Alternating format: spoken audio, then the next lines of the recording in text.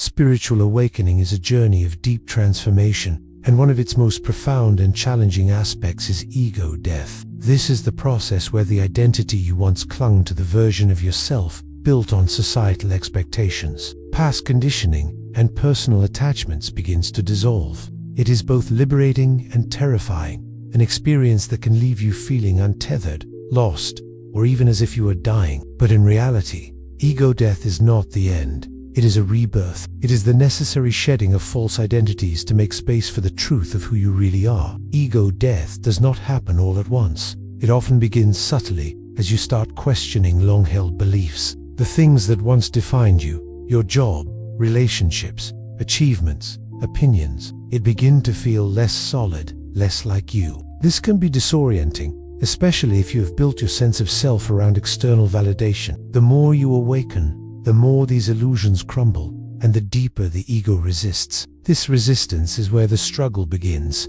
One of the most common symptoms of ego death is an existential crisis. You may feel like nothing makes sense anymore, as if the foundations of your reality are dissolving beneath you. This can bring feelings of emptiness, fear, or deep sadness. The ego thrives on certainty, and when that certainty is taken away, the mind panics. This is why many who go through ego death experience moments of anxiety, depression, or even a sense of meaninglessness. But this emptiness is not a void.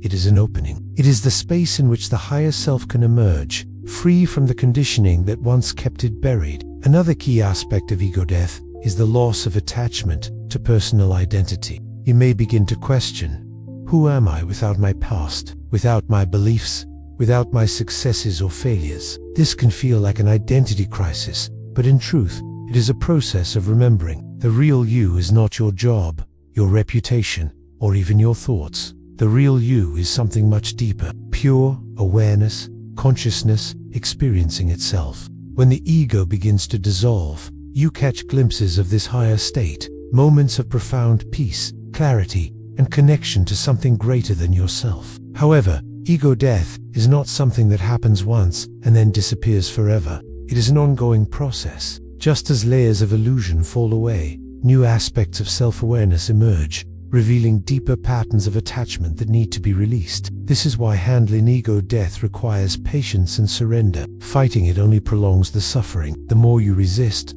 the more painful it becomes. But when you allow yourself to flow with it, to let go of the need to define or control the process, you open yourself to true transformation. So how do you navigate ego death without being consumed by fear or confusion? 1. Embrace the uncertainty. The ego craves control, but spiritual awakening demands surrender. When your old identity begins to fall away, trust that something greater is unfolding. You do not need to have all the answers. Simply allow yourself to exist in the unknown. 2.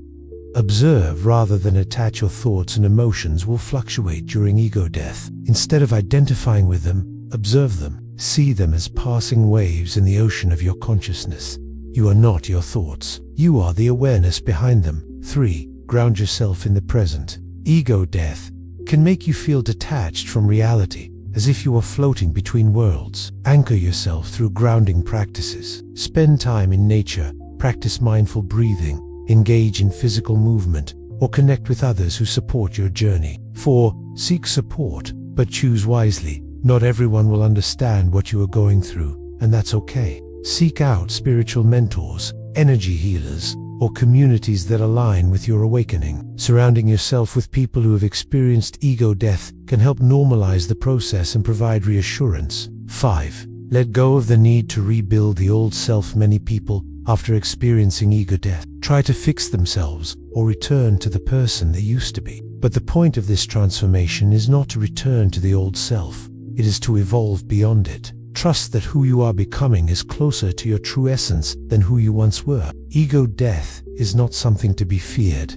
It is a doorway to freedom. It is the breaking down of illusions so that your soul can step into its full power. The discomfort is temporary, but the wisdom gained is eternal. The more you surrender, the more you realize that the person you thought you had never really existed. The real you is something vast, infinite, and untouchable by fear. If this message resonates with you, be sure to like, share, and leave a comment below.